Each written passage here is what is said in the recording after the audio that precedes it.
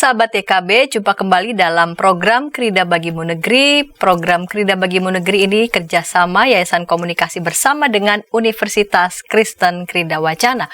Ukrida, tempat yang tepat untuk menyiapkan masa depan bagi Anda bila Anda sebagai kaum muda dan masa depan bagi anak Anda bila Anda sebagai orang tua. Sahabat, program Krida Bagimu Negeri ini mengangkat berbagai hal yang kita lihat dalam kehidupan sehari-hari, melihatnya dari berbagai perspektif keilmuan seperti kedokteran, psikologi, sosial, ekonomi, dan tentu saja dalam perspektif iman Kristen. Pada episode kali ini kita akan membincang tentang cinta remaja milenial dengan narasumber yang sudah hadir di studio, Bapak Dr. Stefanus Suyanto Sanjaya, MSI. Selamat datang kembali di studio YKB, Pak Stefanus. Iya, terima kasih. Pak, pada episode kali ini kita membincang tentang cinta remaja milenial. Bapak Dr. Stefanus Sanjaya ini adalah konselor pastoral, dosen Fakultas Psikologi Ukrida. Iya, betul. Ya. Baik, Pak Sanjaya ya saya panggilnya. Iya. Ya.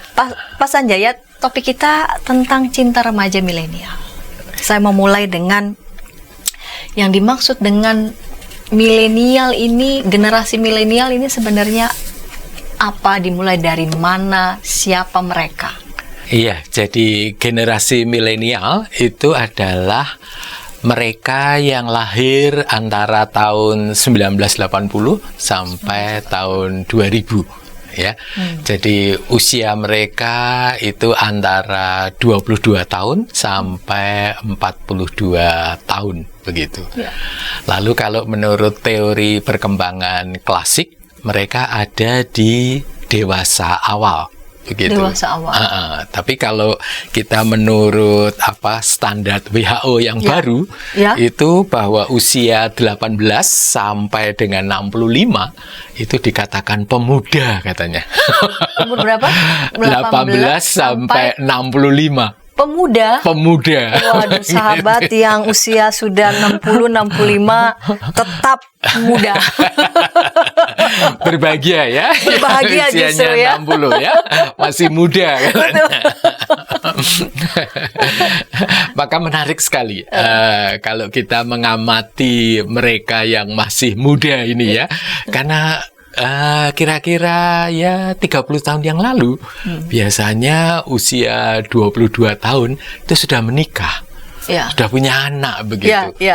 Tapi kalau kita lihat fenomena sekarang, usia 40 masih bujangan begitu ya, masih bebas kemana saja. Bisa bebas kemana saja.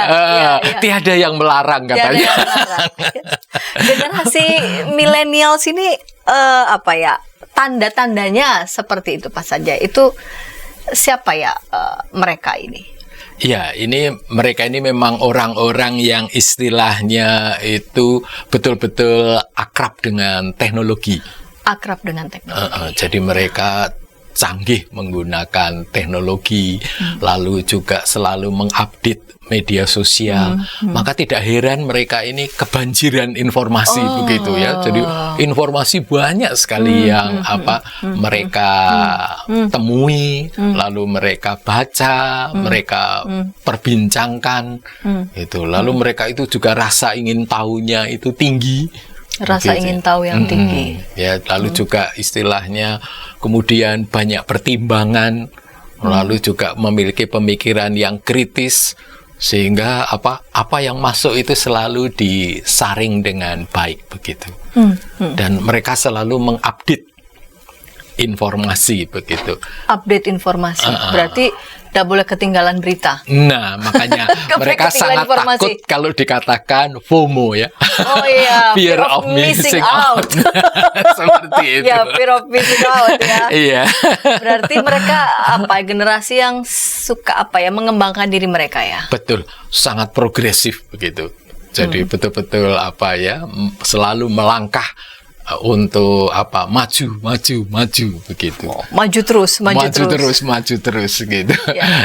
Nah, dengan yang ingin terus maju ada kesan loyal, tidak loyal kah mereka? Ada semacam kesan itu. Nah, itulah jadi beberapa yang saya wawancara dari generasi milenial, mereka kepingin bekerja yang joyful. Jadi mereka bisa enjoy begitu ya. Wah, kalau enjoy. tekanannya terlalu kuat, lalu persahabatannya tidak asik, mereka gitu. segera melirik ke perusahaan yang yang lain gitu. Dan dengan enaknya say goodbye. Dah cukup ya, Ya, begitu cukup ya. ya. Jadi biasanya atasan mereka yang dari generasi baby boomers Ya. atau yang generasi X itu seringkali geleng-geleng kepala begitu ya. Bingung begitu ya. Karena mereka lompat-lompat begitu. Kadang-kadang itu terkejut gitu. Loh, ini enggak ada apa-apa kok. Tiba-tiba resign ini. Oh. Bingung. Ternyata beban kerja terlalu berat, lalu suasananya tidak Dianggap tidak menyenangkan. menyenangkan. Lalu juga tidak enjoy begitu. Oke ya. Nah, topik kita kali ini kan cinta remaja milenial. Tadi Pak Sajai sudah menyampaikan sedikit banyak begitu ya. Yang dimaksud dengan generasi milenial, siapa saja mereka begitu ya. Yang mengejutkan juga menurut data WHO justru yang pemuda 18 ya sampai 65. Itu wow itu. Nah, ini cinta remaja milenial ya. Ada kata cinta remaja di sana. Cinta remaja itu seperti apa, Pak Sanjaya? Apakah cinta di usia-usia remaja atau apa? Cinta remaja ini banyak difilmkan begitu ya. Misalnya Gita Cinta di SMA. Lalu banyak remaja yang istilahnya memimpikan hal itu ya. Seorang gadis cantik jalan ke sekolah, lalu ketemu dengan pemuda yang tampan, lalu mereka saling menatap, jatuh cinta. Nah, seperti itu ya. Jadi kalau kita dengarkan lagu-lagu romantis begitu, itu juga muncul di sana. Jadi itulah yang dimaksud dengan cinta romantis ya, kasih sayang antara pria dan wanita, di mana di situ ada unsur yang pertama adalah kelekatan. Jadi lekat, attach begitu. Jadi mereka selalu ingin dekat dengan orang yang disayangi. Lalu biasanya ketika mereka dekat itu, di situ memang ada semacam cinta begitu ya, ingin bersentuhan, ingin berciuman, lalu juga menyatukan tubuhnya begitu. Kemudian unsur yang kedua adalah adanya kepedulian. Jadi orang yang saling mencintai biasanya peduli dengan pasangannya. Dia ingat makanan kesukaannya, dia ingat tanggal lahirnya, dia ingat kapan istilahnya anniversary pertemuan mereka begitu ya, baju yang disukai. Jadi betul-betul dia sangat peduli. Lalu orang zaman sekarang seringkali tiap 60 menit teleponnya. Sudah makan belum? Sudah minum belum? Iya. Terus menerus gitu. Dan saking pedulinya kalau telepon itu seringkali, kamu matikan dulu toh. Kamu matikan dulu. Ayo siapa yang duluan gitu ya. Biasanya kalau orang tuanya datang begitu, langsung senyap gitu. Nanti orang tuanya pergi, rame lagi. Begitulah. Ya jadi saling mempedulikan begitu. Lalu yang ketiga adanya intimasi, keintiman begitu. Mereka biasanya punya bahasa-bahasa yang hanya dimengerti oleh mereka berdua. Misalnya panggilan atau mungkin kode-kode begitu ya. Menciptakan bahasa sendiri. Misalnya kalau baru datang dia berdehem, itu berarti minta minum. Kalau dehemnya mungkin sambil gini-gini, minta snack ini. Iya. Okay. Jadi keintiman ini tentu saja di samping bahasa verbal juga ada bahasa nonverbal yang sangat dimengerti oleh mereka berdua. Baik ekspresi wajahnya, lalu sorot mata, lalu alisnya, lalu gerak mulut, tangan, dan yang lainnya. Dan makanya kalau ketiga hal itu ada, itu mereka biasanya ada di romantic love itu. Romantic love. Oke. Ya, cuma memang kita perlu membahas mungkin dari awal begitu ya. Kenapa seorang anak laki-laki bisa jatuh cinta pada anak perempuan? Ya, itu biasanya dimulai di usia 10 tahun ketika terjadi yang namanya crush gitu ya. Jadi crush ini adalah fase di mana anak laki-laki dan perempuan itu saling membenci begitu. Laki-laki dan perempuan saling membenci. Ya, makanya kalau ini berlanjut sampai dia usia 16-18, ada yang mengatakan, hati-hati lu, kalau kamu benci nanti kamu jatuh cinta loh pada dia. Jadi mereka mengatakan, hati-hati, kalau benci dan cinta itu seperti mata uang katanya. hanya kebalikannya begitu. Nah, demikian dimulai dengan crush ini ya. Jadi dia benci karena sebetulnya asing dan juga ada fase egosentris. Jadi dia baru bisa memikirkan dirinya sendiri, belum bisa melihat sudut pandang orang lain begitu. Jadi seolah-olah semuanya berpusat pada diri sendiri. Saya yang hebat, saya yang nomor satu. Makanya mereka biasanya kalau lihat anak laki-laki ya, melihat anak perempuan berprestasi, wah, saya juga bisa kok. Saya juga bisa. Jadi kayak semacam kompetisi betul kompetisi, lalu juga biasanya saling mengejek sehingga seolah-olah saling membenci begitu. Lalu perasaan cinta ini kemudian dia salurkan kepada orang yang lebih tua. Jadi dia benci pada anak sebayanya, tapi dia sangat kagum kepada orang yang lebih tua, dan biasanya orang lebih tua ini jauh begitu ya. Jadi bisa itu anak laki-laki memuja Superman atau memuja tokoh-tokoh yang anonim yang anonim gitu ya. Dan seringkali juga jenis kelaminnya itu bisa sama. Jadi misalnya anak laki-laki dia memuja Superman, Batman, dan yang lainnya begitu. Tapi sebaliknya anak perempuan juga dia memuja tokoh-tokoh perempuan juga. Zaman saya Wonder Woman. Nah, seperti itu ya. Jenis kelaminnya biasanya sama karena masih egosentrisme tadi itu, masih memusat pada dirinya sendiri. Lalu tahap berikutnya itu yang namanya hero worshipping. Jadi dia memuja, tetapi sekarang jenis kelaminnya sudah berbeda. Jadi anak laki-laki dia bisa memuja tokoh hero yang perempuan, sebaliknya yang perempuan itu juga mengagumi tokoh-tokoh hero yang laki-laki gitu. Jadi mereka lalu mulai membanggakan gitu ya. Makanya sering tuh anak laki-laki dan perempuan itu saya beritahukan ke ayah saya, ibu saya juga. Siapa yang paling hebat gitu menjagokan begitu ya. Lalu tahap yang ketiga itu yang namanya boys crazy and girls crazy. Jadi anak-anak itu berkelompok begitu. Misalnya geng. 3 anak laki-laki berkelompok dengan 4 anak perempuan, 7 anak ini bersama-sama begitu kemanapun bersama-sama ya, ke klub, warung kopi atau mungkin jajan atau makan apa, mereka di situ gembira sekali begitu.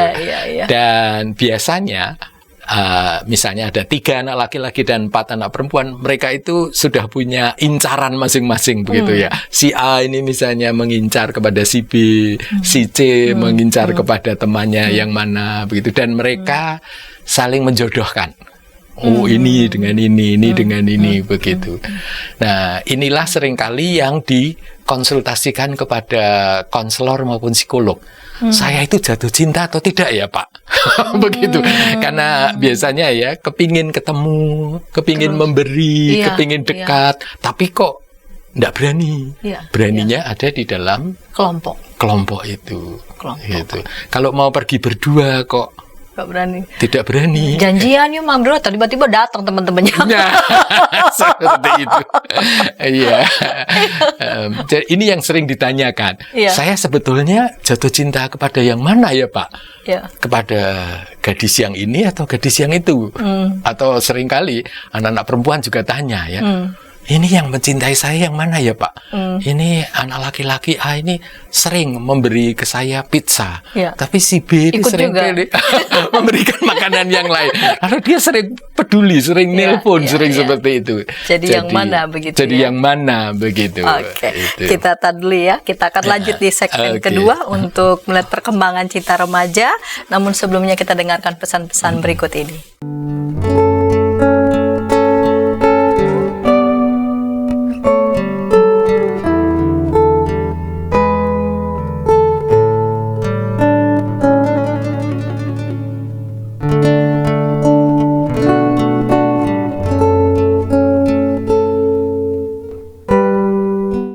Dari kungkungan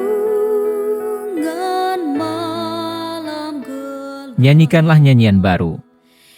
Setiap hari Rabu, pukul 12 waktu Indonesia Barat. Dapat Anda nikmati di channel Lagu Rohani YKB GKI TV.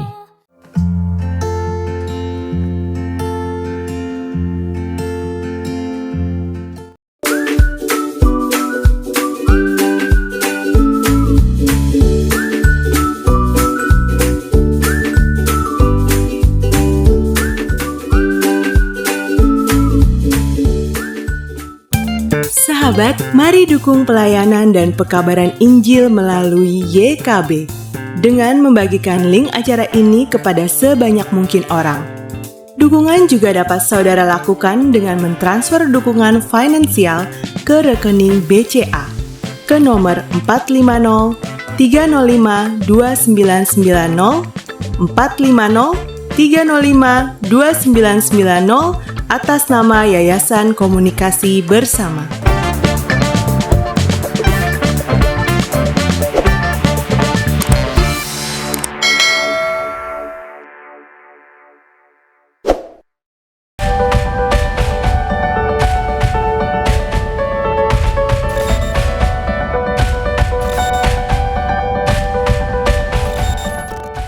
Sahabat, senang masih bersama dengan kami dalam program Krida Bagimu Negeri.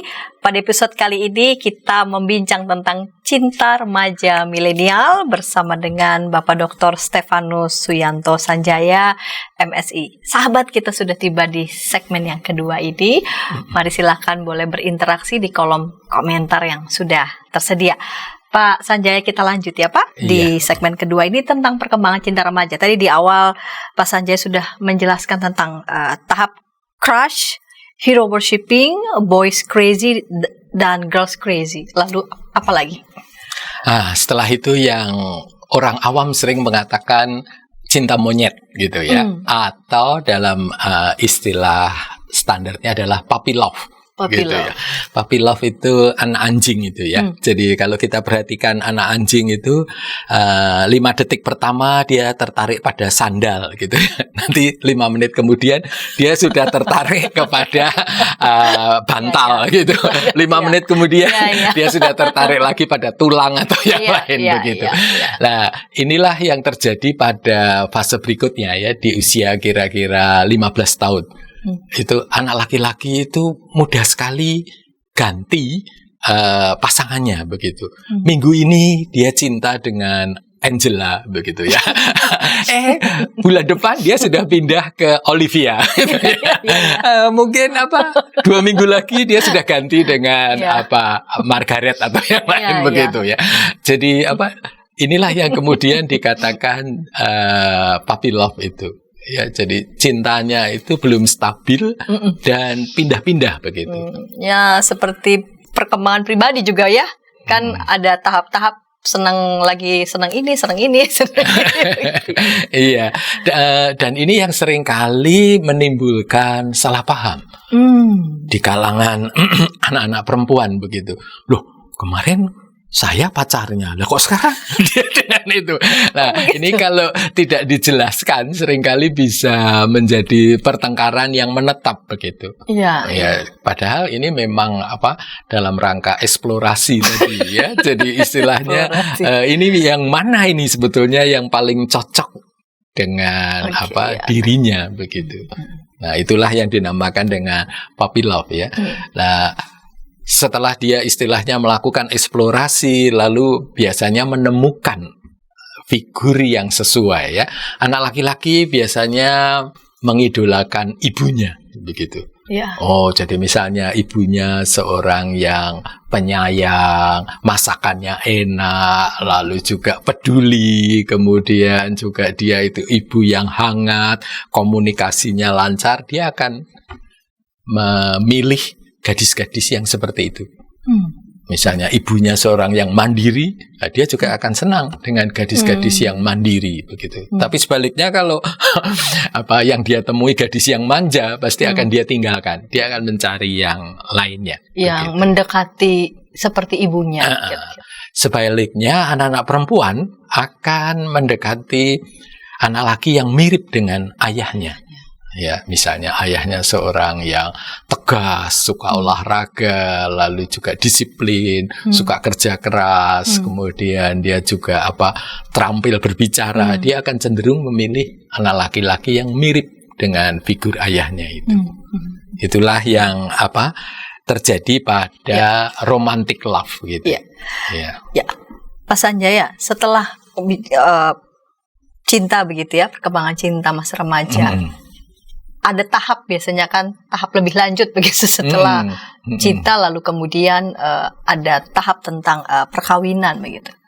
Nah, bagi generasi milenial tuh perkawinan tuh seperti apa yang ada di bayangannya? Nah, ini yang menarik sekali ya. Jadi para orang tua yang punya anak generasi milenial nampaknya wajib tahu ini ya, bahwa ternyata dari hasil penelitian itu ditemukan oleh Adila dan Wiwin ya, bahwa generasi milenial itu ada sekitar 63,3% itu yang memilih menunda perkawinannya. Lalu 36,7% memutuskan untuk tidak menikah. Wah, lah ini biasanya yang punya anak satu atau mungkin kan lalu bingung juga ini. Gimana ini kalau anak saya tidak menikah? Siapa yang akan melanjutkan generasi ini begitu? Itu yang pertama ya. Jadi kalau secara gambaran begitu ada 10 remaja milenial, 6 nampaknya memilih menunda. Lalu 4 itu memilih untuk tidak menikah. Nah, ini persentase menurut saya yang cukup besar. Karena ini berbeda dengan generasi dari ayah mereka atau ibu mereka ya. Orang tua mereka biasanya generasi X atau mungkin generasi baby boomers. Begitu. Yang menjalani kehidupan itu seolah-olah seperti naik tangga begitu ya. Sudah seperti udah fase yang pasti begitu ya. Iya. Dan fase itu seolah-olah harus dijalani. Lahir, sekolah, bekerja, pacaran, menikah, punya anak, lalu punya cucu, lalu kemudian meninggal. Jadi seolah-olah tahapannya itu sudah jelas dan harus dilewati begitu. Kalau begitu apa yang ada dalam benak generasi milenial? Seperti pernikahan itu seperti sesuatu yang tidak haruskah? Tidak perlukah? Bukan fase yang harus dilewati kah? Begitu. Iya, jadi generasi milenial ini mengatakan bahwa pernikahan itu adalah pilihan hidup. Jadi saya bisa memilih untuk menikah atau saya bisa memilih untuk menunda menikah atau saya memilih untuk tidak menikah. Jadi bukan harus. Bukan harus. Bukan harus yang dijalani. Bukan harus yang dilewati. Melainkan itu pilihan bisa iya dengan menunda atau sama sekali tidak. Sama sekali tidak. Tidak, ya. Apa yang menyebabkan begitu ya generasi milenial sebagian begitu berpikir demikian, Pak Sanjaya? Kira-kira menurut hasil penelitian Iya. Adila. Jadi memang apa ya, istilahnya penelitian ini menemukan bahwa pernikahan itu kan komitmen seumur hidup gitu. Nah, lalu juga istilahnya ya jangan sampai bubar di tengah jalan begitu. Makanya perlu dipersiapkan dengan sungguh-sungguh. Lalu juga ini adalah sifatnya personal, pribadi begitu. Jadi kalau ini sifatnya pribadi, maka ya berarti pribadi itulah yang menentukan begitu. Nah, itu dia. Tidak terbayang bahwa pernikahan juga adalah soal komunitas begitu ya. Iya. Jadi benar-benar keputusan pribadi. Iya, begitu. Dan secara lebih rinci hasil penelitian ini mengatakan bahwa yang menunda itu mengatakan saya harus betul-betul jatuh cinta dengan orang itu. Oh, berarti yakin betul jatuh cinta. Iya, berarti kan ada 3 komponen tadi, kelekatan, kepedulian, dan keintiman. Kadang-kadang memang sudah lekat ya, tertarik secara seksual dengan fisik masing-masing gitu. Tapi kadang-kadang, kok tidak peduli ya? Misalnya melewatkan hari ulang tahunnya, yang menurutnya itu penting, begitu ya. Begitu. Akhirnya juga memilih yang lain begitu. Lalu di samping komponen-komponen dari cinta romantis itu juga sekarang ini nampaknya era kapitalisme ya. Jadi seolah-olah semuanya itu harus dikaitkan dengan finansial yang kuat begitu. Ya. Tunggu finansial kuat dulu baru. Nah, makanya lalu dia siap lama begitu. Nah, padahal sekarang kadang-kadang lulusan S1 gajinya UMR. Kapan mau memiliki finansial yang kuat begitu ya? Harus menunggu. Iya. Jadi kalau mau nunggu punya tabungan 2 miliar mungkin harus bekerja 50 tahun. Usianya sudah 72. Iya juga ya. Siapa yang mau dengan kakek-kakek atau nenek-nenek begitu? Makanya juga mereka menjadi cukup dilematis begitu. Ya, agak berbeda memang dengan generasi baby boomers atau generasi X. Itu ketika berpacaran sudah ada dialog gitu bahwa kalau kamu menikah dengan saya, nampaknya tidak semulus jalan tol begitu. Berarti mungkin kehidupan ekonomi tidak selancar yang diperkirakan. Mungkin banyak tantangan, bahkan kamu juga mungkin perlu untuk ikut bekerja, ikut menabung begitu. Dan berjuang bersama kira-kira berjuang begitu. bersama begitu. Generasi yang lahir tahun 65 itu masih berani untuk istilahnya ditantang kalau menikah itu mau bekerja, mau menabung, mau menderita bersama, bersama begitu. Iya. Tapi kelihatannya untuk yang milenial itu, jangan dulu deh menderita. Nah, mungkin yang menderita kamu. Tunggu dulu deh. Iya. Juga karena banjir informasi begitu ya, dan mereka juga orang yang kritis begitu. Dan istilahnya generasi milenial ini juga punya idealisme yang tinggi ya, bahwa perkawinan itu adalah nanti melahirkan generasi yang baru. Berarti kondisi keluarga mereka harus betul-betul harmonis.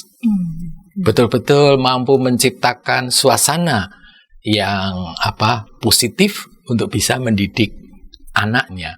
Ada damai sejahtera di situ, ada kecukupan ekonomi, rumah yang lengkap, bagus, semua fasilitas. Lalu kalau bisa menyekolahkan anak di 3 bahasa, di TK. Waduh. Yang terbaik. Jadi banjir informasi itu nampaknya membuat mereka lalu paham betul, lalu kriterianya menjadi tinggi. Kriteria menjadi tinggi. Menjadi tinggi. Kriteria menjadi tinggi untuk orang lain, tapi bagi dirinya sendiri dia kira-kira sudah mempersiapkan nggak untuk kriteria itu begitu juga? Iya, saya lihat sebagian besar memang mempersiapkan. Mempersiapkan, iya. Mempersiapkan. Jadi betul-betul mereka istilahnya menunda pernikahan. Ini cukup banyak, ini Iya. jumlahnya hampir 60% itu ya. Iya, Itu menunda supaya finansialnya siap, fisiknya juga siap, Siap. lalu mental, emosi dan emosi. pikirannya juga siap, bahkan spiritualnya juga siap, supaya nanti kalau punya anak bisa mendidik dalam jalan kebenaran dengan tepat. Ya, jadi secara sosial dia juga bisa berelasi. Makanya semuanya disiapkan, otomatis butuh waktu Proses. yang lebih lama. Maka tidak heran rata-rata usia pernikahan lalu menjadi 30, 35, bahkan Iya. 40 baru Iya, mereka betul. menikah. Ini sangat berbeda dengan kira-kira 30 tahun yang lalu ya. Iya. Dijumpai bahwa mereka yang usianya 20, 22 25 aja, 25 aja sudah dianggap kamu ketuaan 25 gitu kira-kira. Oh, Iya. gitu ya. Kalau sekarang karena mempertimbangkan itu ya, Iya. banyak aspek supaya ready begitu ya, pernikahan yang dibayangkan itu begitu, Betul. yang ideal begitu, sehingga membutuhkan proses waktu yang lebih lama. yang lebih lama akhirnya. Baik Pak Sanjaya, kita akan lanjut di segmen yang ketiga ini tentang cinta remaja milenial. Namun sebelumnya kita dengarkan pesan-pesan berikut ini. Tanganku dipegang. Injil dalam Melodi. Setiap hari Kamis, pukul 12 waktu Indonesia Barat. Dapat Anda nikmati di channel Bedah Lagu YKB GKI TV.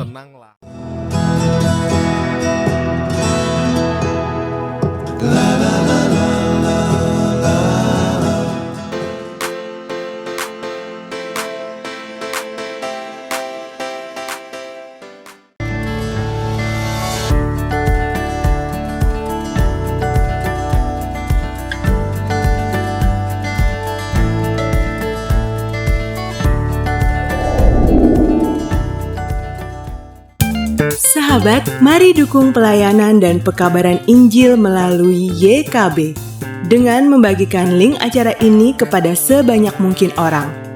Dukungan juga dapat saudara lakukan dengan mentransfer dukungan finansial ke rekening BCA ke nomor 450 305 2990 450 305 2990 atas nama Yayasan Komunikasi Bersama.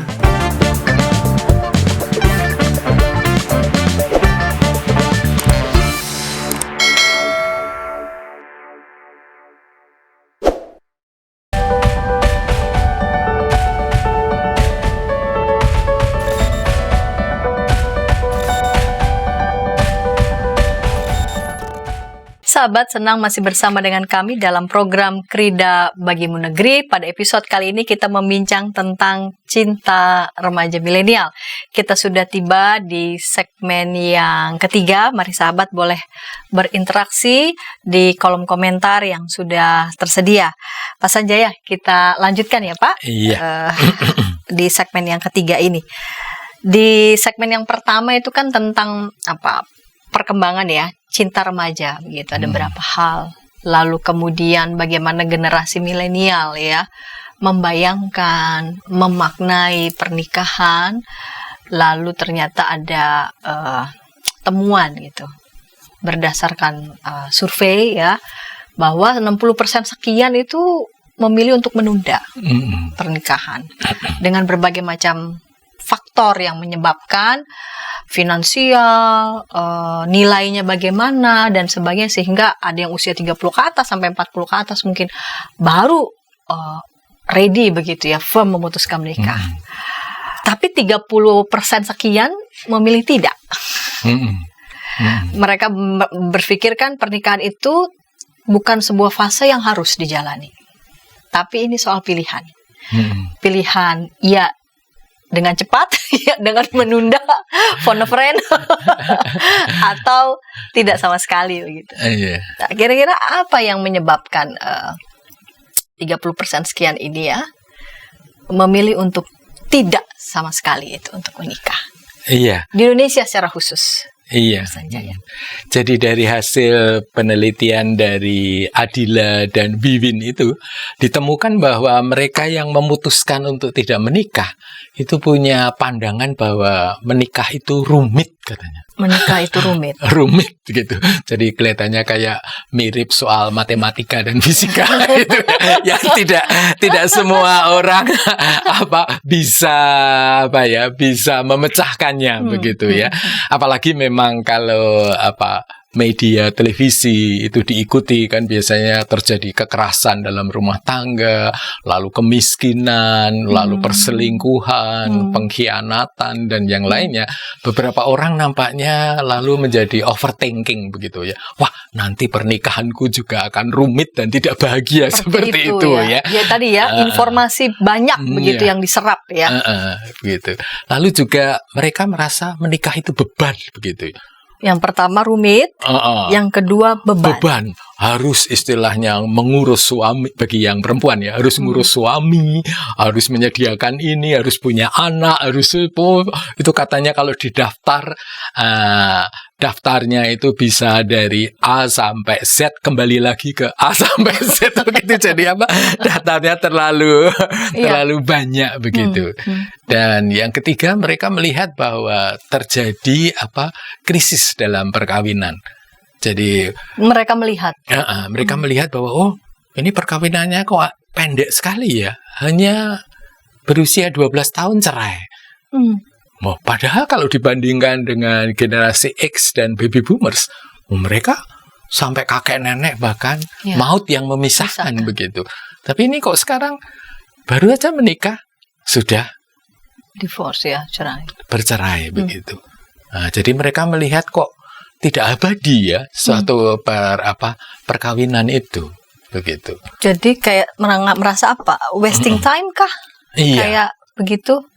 Jadi lalu dengan semua hal yang sudah dilakukan merasa kayak lalu untuk apa seperti itu Pak? Iya, jadi kayak percuma ya kalau begitu. Lebih baik enggak usah begitu. Jadi ada itu tadi kekhawatiran yang berlebih-lebihan begitu. Ya, dan juga mereka merasa bahwa menikah itu resiko loh. Ya itu tadi resiko istilahnya sudah buang-buang waktu, sudah buang-buang tenaga, ternyata pendek. Tidak bisa sepanjang hayat sampai tua, sampai punya cucu, sampai meninggal begitu.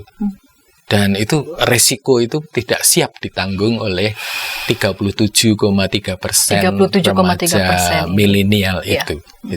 Lalu juga mereka bahwa saya betul-betul harus tertarik. Ini yang namanya attachment tadi. Nah, beberapa orang saya lihat memang masa kecilnya memiliki attachment style yang kurang pas begitu.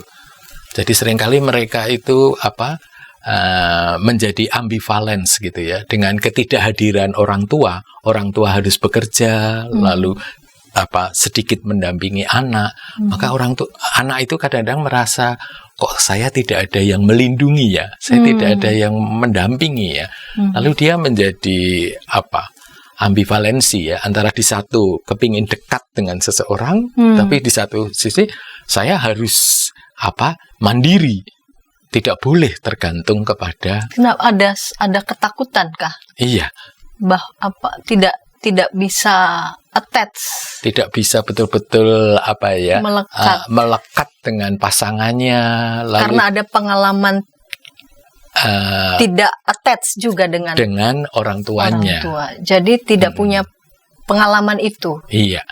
Itulah yang kemudian membuat dia insecure, merasa tidak aman begitu. Wah, kalau saya melekatkan diri dengan seseorang, ya kalau dia juga bisa melekatkan diri dengan saya. Lalu betul-betul menjadi pasangan yang cocok begitu, yang tertarik. Atau kadang-kadang yang ambivalence bagi yang perempuan ya, dia merasa wah, apakah dia jangan-jangan hanya tertarik secara seksual saja, tidak ada keintiman, tidak ada kepedulian begitu. Nah, kekhawatiran ini dan juga ditambah dengan overthinking tadi, lalu membuat mereka merasa ragu-ragu. Apakah betul pasangan saya ini tertarik kepada saya atau tidak? Gitu. Lalu juga hampir 40% remaja yang milenial yang memutuskan tidak menikah ini, juga dia memandang pernikahan itu sudah tidak sakral lagi. Mengapa begitu tidak sakral? Jadi seolah-olah karena apa ya? Semuanya diukur oleh finansial, semuanya diukur oleh hal-hal yang material begitu. Lalu dia tidak melihat bahwa sebetulnya ada karya ilahi yang campur tangan di situ. Karena dia melihat yang dia lihat begitu ya, semua diukur dengan materi. Iya, lalu juga ini kan juga menikahnya menurut agama ini ya, tapi ternyata kok ya bubar juga. Sebetulnya ini betul-betul direstui oleh Tuhan atau yang di tidak? atas atau tidak ini. Dia melihat fakta-fakta itu lalu mulai muncul keraguan-raguan akan kesakralan dari suatu perkawinan itu. Dan juga kalau saya melihat fenomena pas wisuda ya, itu ternyata wisudawan terbaik itu sebagian besar adalah perempuan. Jadi perempuan itu betul-betul bisa mengikuti dunia pendidikan dengan bagus. Lalu hampir kadang-kadang 90 sampai 10%, 90 sampai 100% wisudawan terbaik itu perempuan. Lalu otomatis perempuan ini juga mendapatkan pekerjaan yang lebih baik pula. Gaji mereka lebih tinggi, karir mereka lebih lancar begitu. Dan juga mereka menguasai teknologi dengan baik. Maka bekerja tidak dengan otot lagi. Akibatnya kaum pria menjadi tergeser. Itulah yang membuat wanita-wanita menjadi wanita perkasa begitu ya. Perkasa dalam keuangan, perkasa di dalam pekerjaan, perkasa di dalam ilmu. Lalu akibatnya beberapa remaja perempuan milenial ini menjadi sangat selektif di dalam memilih pasangannya itu. Bahkan mereka lalu karena sudah mandiri, sudah bisa istilahnya apa-apa sendiri, pengetahuan ya sudah sangat cukup, penguasaan teknologi juga sudah sangat baik, pekerjaan sudah mapan, maka mereka merasa tidak membutuhkan pasangan lagi. Atau mungkin tepatnya merasa tidak membutuhkan pernikahan. Ya, bahkan lalu kalau menikah menjadi rumit. Karena harus berbagi, harus melayani, harus seperti ini. Padahal belum tentu kalau itu bisa tahan lama. Kalau hanya sementara saja, buang-buang waktu, bahkan hati menyakitkan hati begitu. Nah, itulah yang membuat sekitar 40% itu memutuskan untuk tidak menikah begitu. Dari yang Pak Sanjaya jelaskan, saya menangkap begitu ya, mereka 33% tadi ya, yang 37,3, hampir 40%. Hampir 40% itu banyak ya. Mituskan tidak menikah itu cukup banyak yang punya alasan yang menurut saya itu mendasar, bukan alasan yang yang istilahnya itu ecek-ecek maksudnya. Justru karena tidak sakral, karena melihat kok dicerai, apa betul ini restu Tuhan, seperti itu ya. Lalu melihat relasi banyak yang pernikahan yang sekarang begitu ya, begitu sangat kopong, rapuh begitu, lalu untuk apa itu semua begitu. Itu lahir dari mereka sebetulnya sedang berefleksi itu, bukan sekedar melihat semua realitas itu sekedar lewat ya. Tapi justru itu didalami. Menurut Pak Sanjaya bagaimana? Iya, jadi karena generasi milenial itu juga sangat menguasai teknologi, lalu juga dia betul-betul data itu berlimpah. Dan dia dengan keinginan tahu yang sangat tinggi, dia menganalisa, bahkan kalau perlu mengajak temannya untuk bertemu, diskusi. Kalau masih belum puas ikut seminar. Seperti itu. Akibatnya betul-betul data itu diolah dengan bagus sekali. Akhirnya kemudian dia bisa merefleksikan dan menemukan makna bahwa ini sebetulnya yang terjadi begitu. Nah, lalu dia bisa mengantisipasi supaya saya tidak mengalami hal itu. Maka ini ada beberapa pilihan ini. Saya menunda atau memutuskan untuk tidak menikah. Gitu. Baik. Baik Pak Sanjaya, kita tiba di segmen ketiga, sudah menit-menit akhir. Pak Sanjaya boleh memberikan semacam resum dari percakapan kita tadi, silakan. Iya. Ya, jadi apa yang sudah kita perbincangkan semoga bermanfaat ya bagi para orang tua yang istilahnya mereka lahir sebagai generasi X atau generasi baby boomers ya. Bapak Ibu mungkin merindukan bahwa putra-putri Bapak Ibu untuk segera menikah. Tetapi ternyata ini ada hasil penelitian dari Adila dan Wiwin ya, yang mengatakan bahwa remaja milenial itu ternyata memaknai bahwa perkawinan itu adalah suatu pilihan begitu.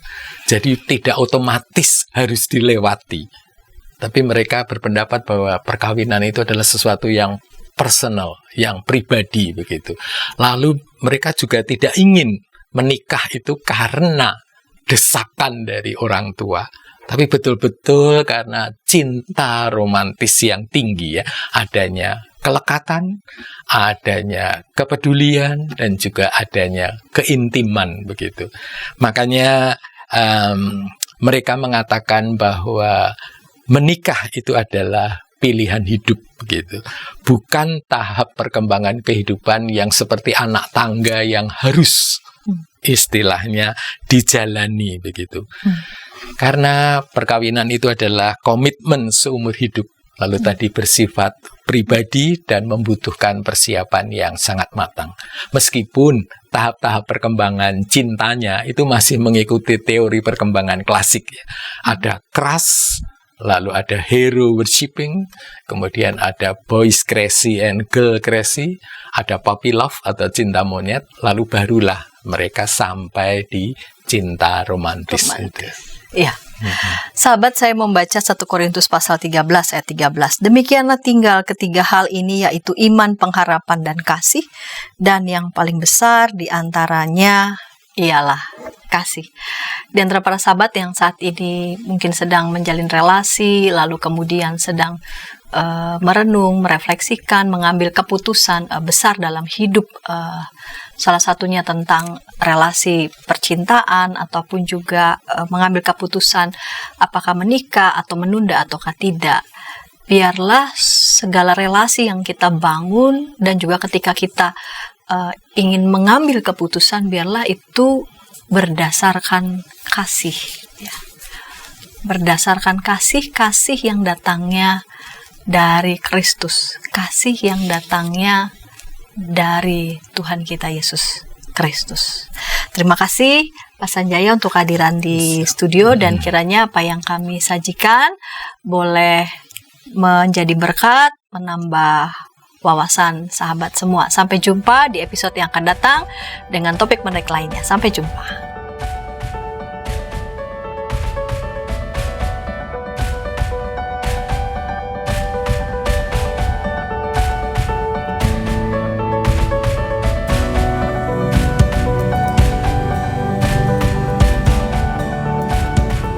Sahabat, mari dukung pelayanan dan pekabaran Injil melalui YKB dengan membagikan link acara ini kepada sebanyak mungkin orang.